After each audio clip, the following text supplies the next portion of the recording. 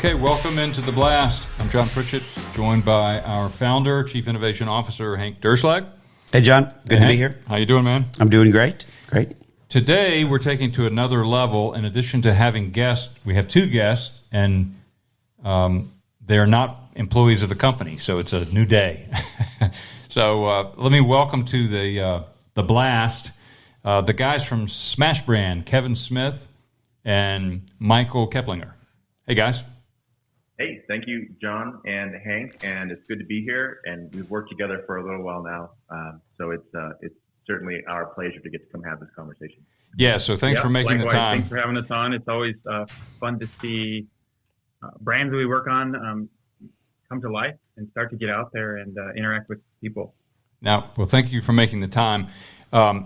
We wanted to have you guys come on first, the first guest on the podcast, because it sort of makes chronological sense for us.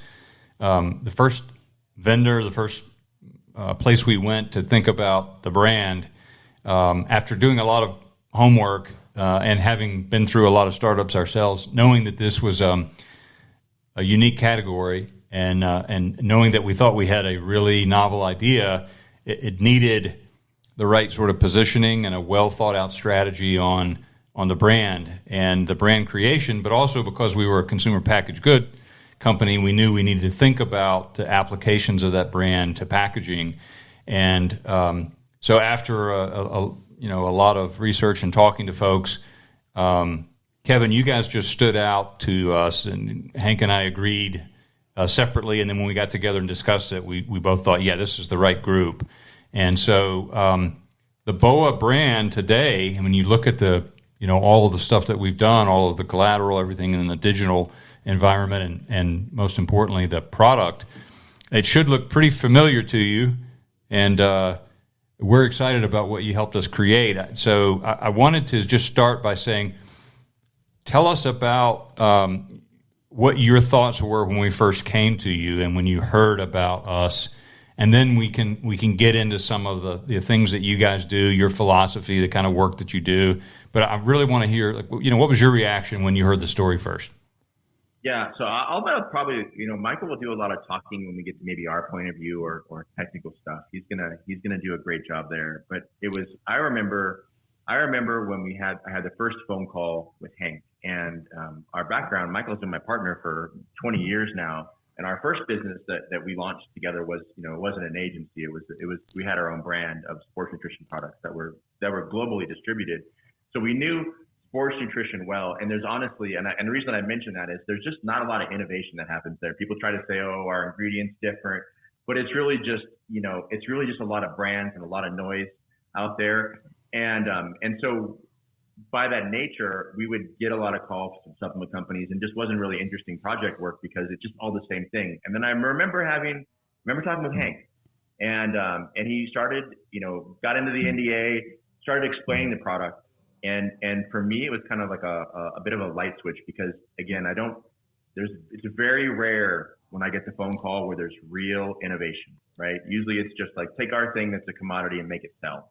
This was one where I'm like, these guys have something here. It is radically different. I think there's some challenges in my brain of like telling that story maybe, but the idea was so unique. It's one that I just knew immediately that we wanted to work on. Like I was sold on it from the kind of feature benefit standpoint of why this is necessary for athletes, and just the overall innovation in the category.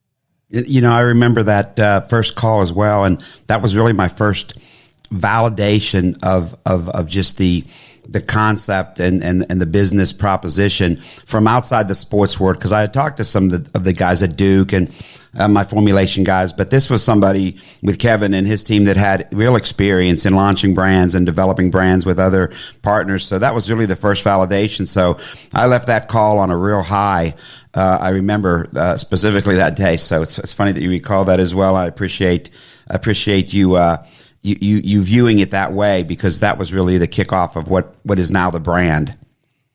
Yeah, I mean, we had a few conversations, and it just it kind of reassured me that like there is a future for this innovation, and eventually it's going to be where you're going to have the people trying to copy you guys. And it was later that John came in on the conversations, and they got even richer. But yeah, it's crystal clear the day that I learned about BOA and kind of where you were at that time, especially our conversations around like athletes and like pro sports and those kind of things. And it clicked in my brain that this is it. Yeah. So Kevin, your reaction is kind of the visceral reaction that we get from everyone when they first learn about BOA. It clicks. It makes sense. It's novel. You haven't seen anything like it. And it is, potentially very, very disruptive. And you guys as insiders in the industry got that. But what I love about it is that, as you said, wrapping your head around how to tell that story and what comes first and the sequencing of it and, all the things that you have to do to think about brand and icon and texture and marks and colors, while you're also thinking about telling a story that is authentic and gets to what it is that we're trying to convey in our positioning. All of that's a challenge regardless of what the product is. But when you're trying to change behavior and disrupt an industry and create a new category and have people doing things they haven't done before, that creates its own set of challenges as well. So I know that one of my favorite parts about this relationship is that you were honest with us about what you thought was good and what you thought wasn't.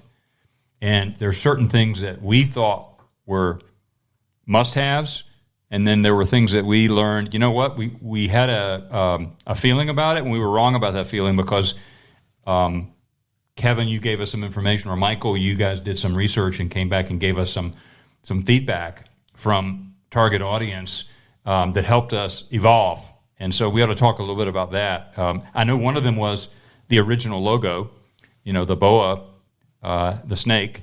And the second thing was our kind of, and I'll exclude Hank from this because Hank was with you, my falling in love with the retail packaging, and then you guys showing us the data that said, no, if you want to disrupt, you need to go with this rule-breaking design.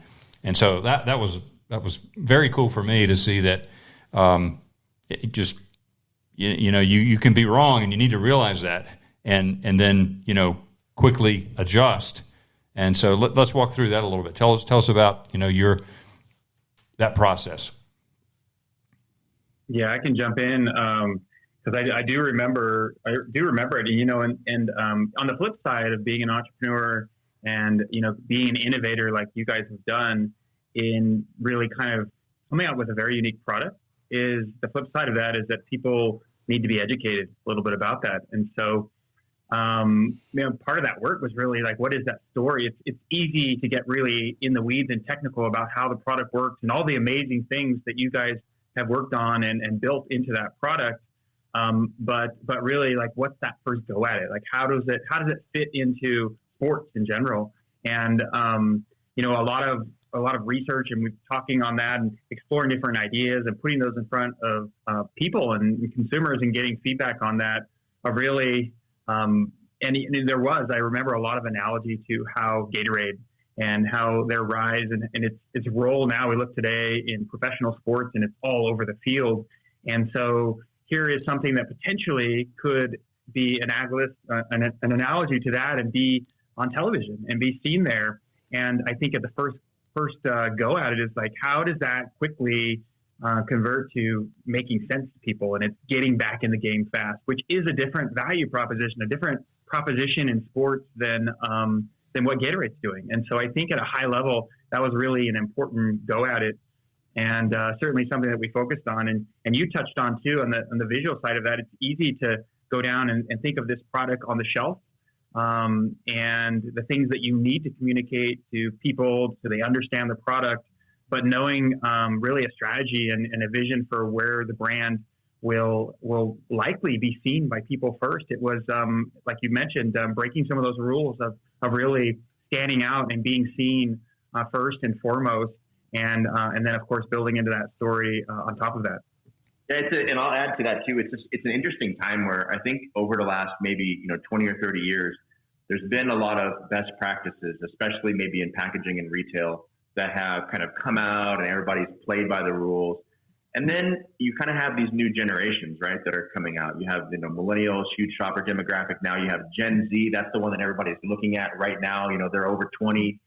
And what we're seeing, especially even in data, is that it's now the brands that are breaking from all these norms. And I'd like to say that it's when they first kind of step into a product category, it's this, distinctiveness that's more important even than your differentiation. And you do some of this with rule breaking, that's what's actually working now. It's almost probably like a pendulum, it'll swing back one day, but right now people have all kind of done all this convergence and the sameness, and it's the rule breakers that are starting to kind of stand out and take notice.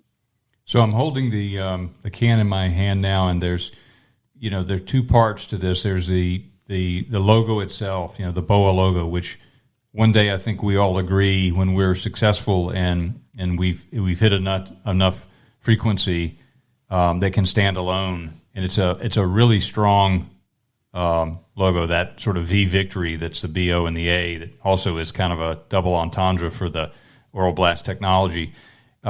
I love that logo, and when you guys played around with a lot of different things, but when you hit that, we all thought that's it. Right? The way that it also works, with the big bold BOA, the acronym that's become a word,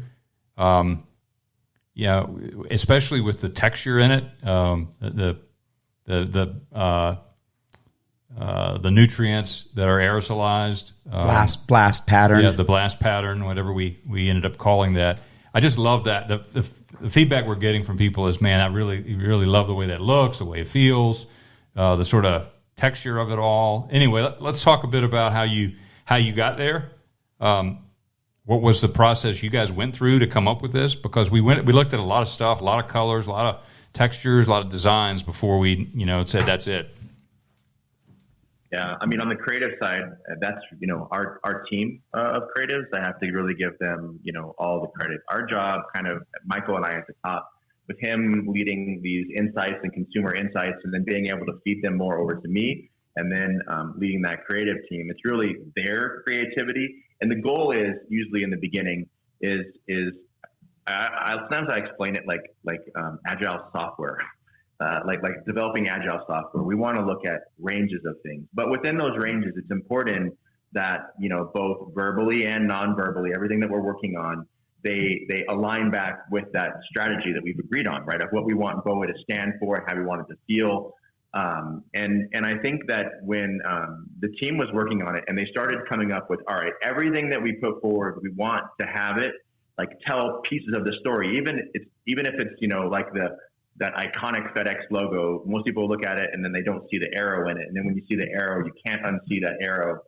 And we try to kind of approach things like that, where there's little nuances. Maybe it's the blast pattern, right? You don't even recognize some of the stuff that's going on, like the nods to kind of like medal winning and all those other things that are within the logo.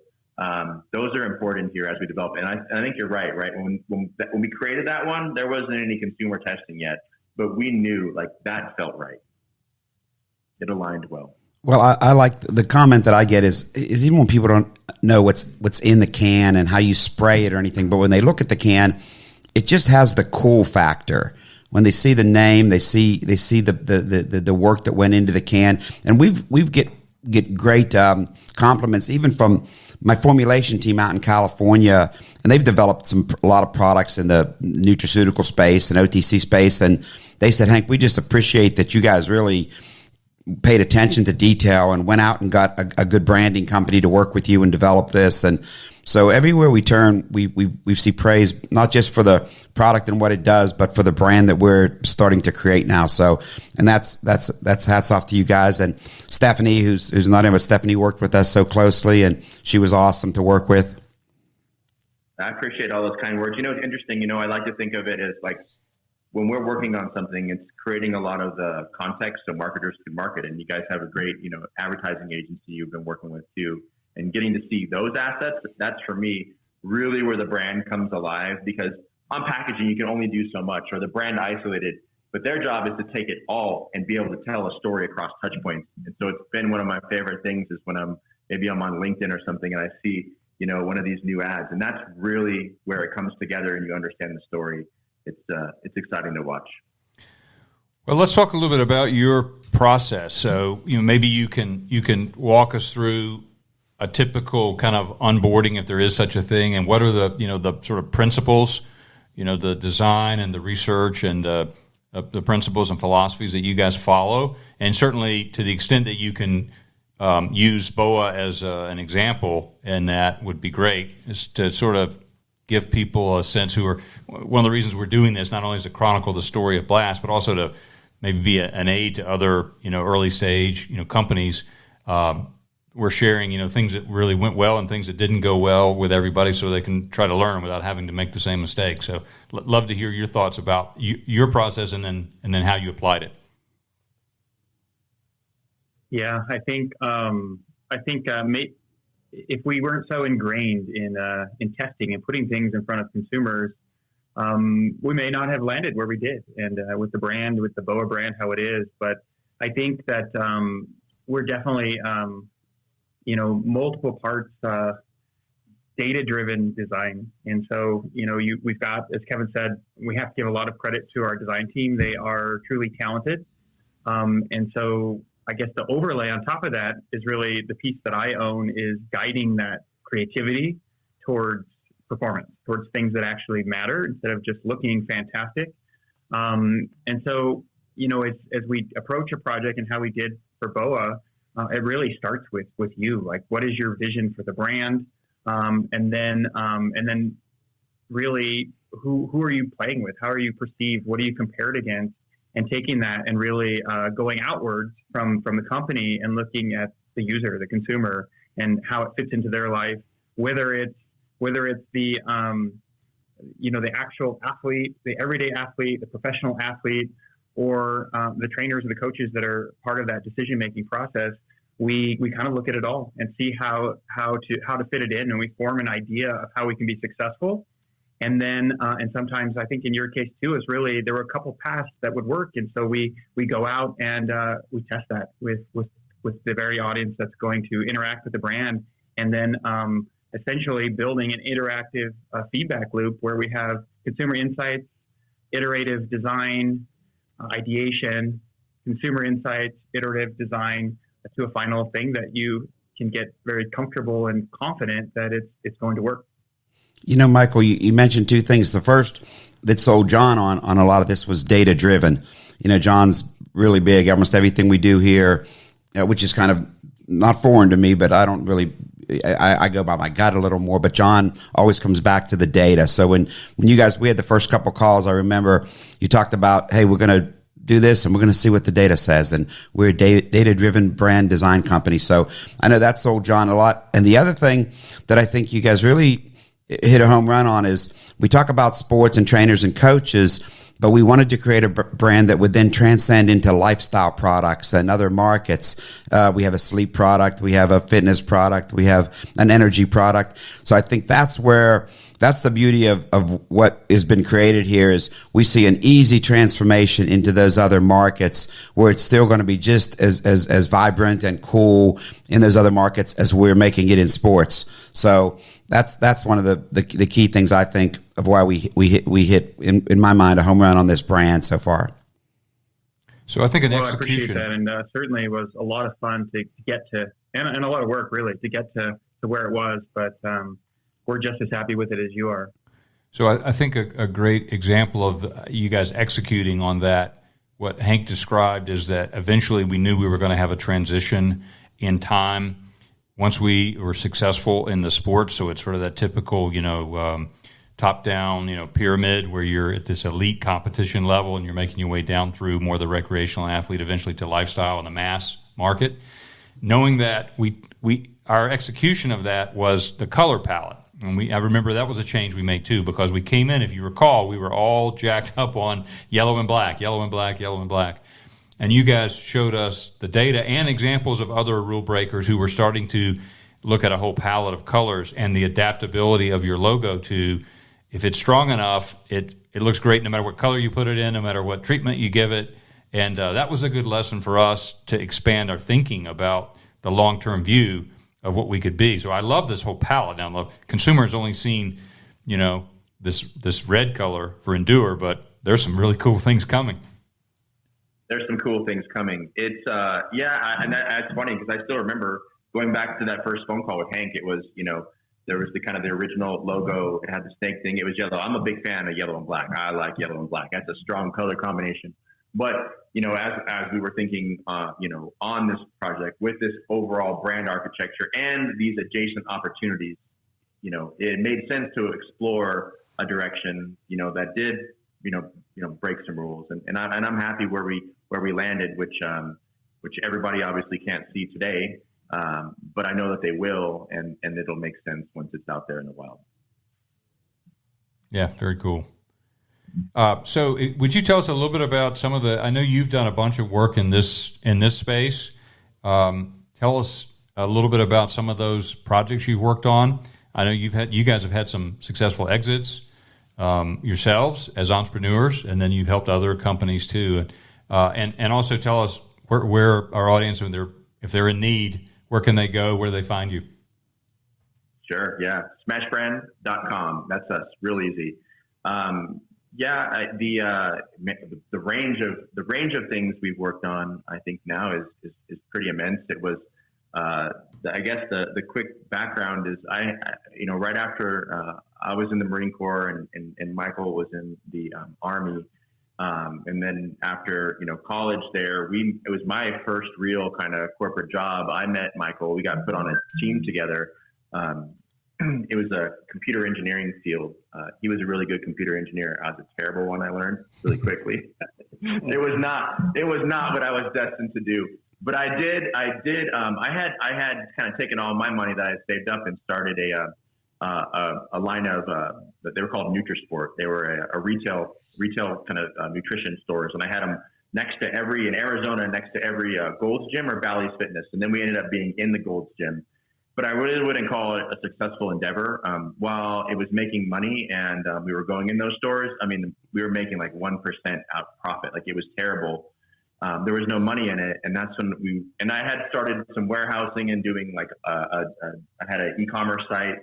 It wasn't huge or anything, but we were still hitting close to like 5 million in online sales. But again, there was no money in it. There was no margin. And that's when I was like, well, the brand side is where it is. And this is where we had a full-time job still, Michael and I working together, and I convinced him to kind of quit very good jobs and kind of take everything and go all in to do our own sports nutrition brand. And we did that, and it was a successful brand.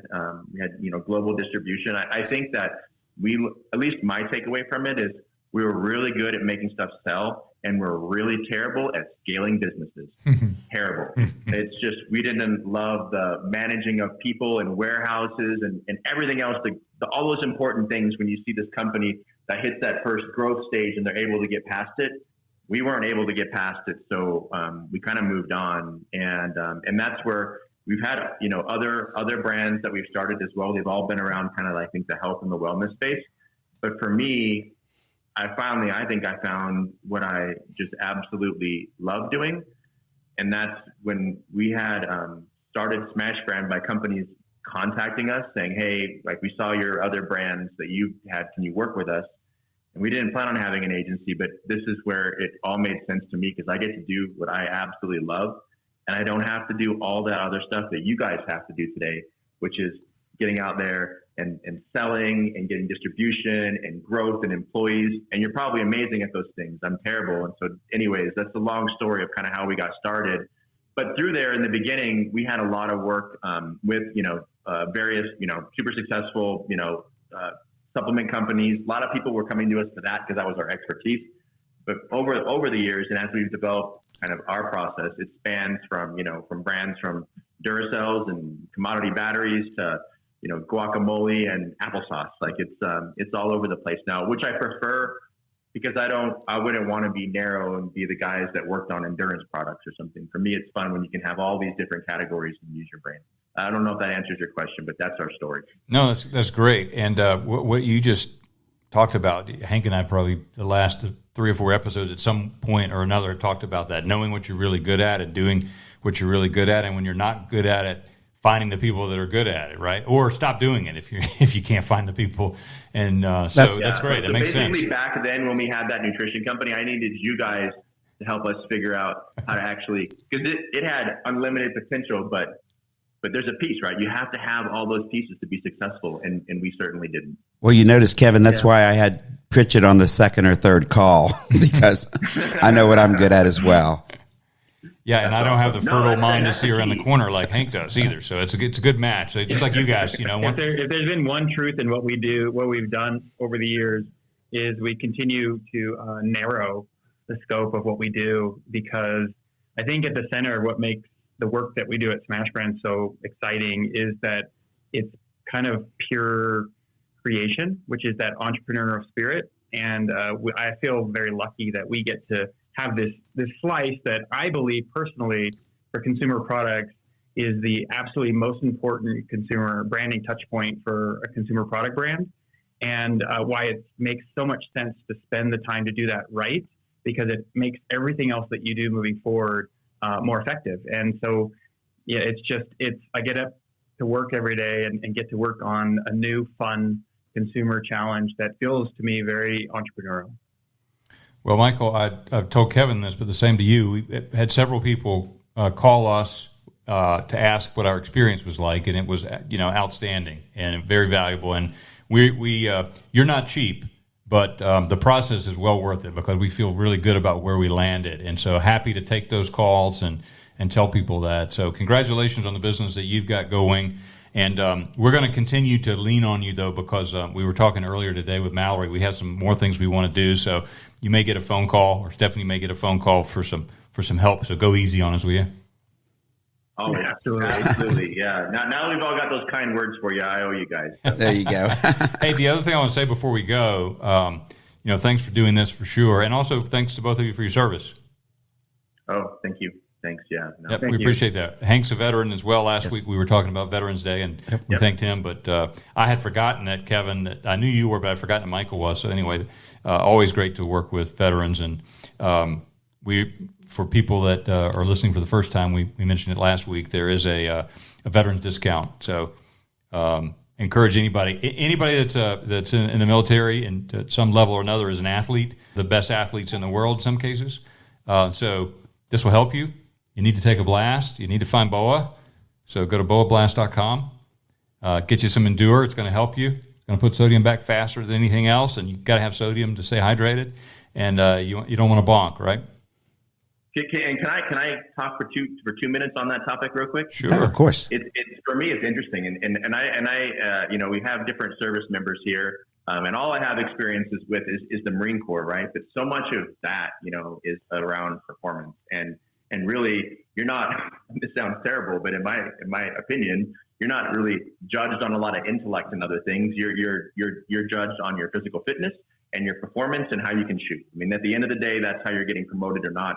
And in the military, even back when it was 20 years ago for me, supplements and those kind of things, you spend a lot of your money on those things, and you're spending a lot of your money on things that are ineffective, and because performance matters, and you're spending your money on things that are potentially not safe.